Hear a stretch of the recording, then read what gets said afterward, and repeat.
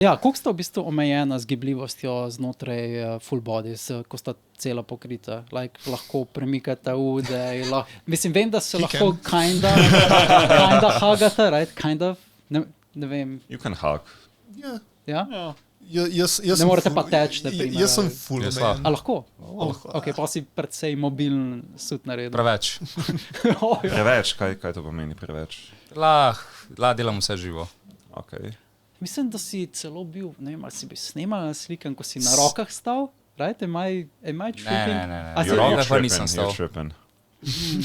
Mislim, gledal sem, ok, pol mogoče nisi bil ti, ali pa je bil nekdo drug, ko je delal kolo na temu, ampak si pa plesal, ne? So that was a lot.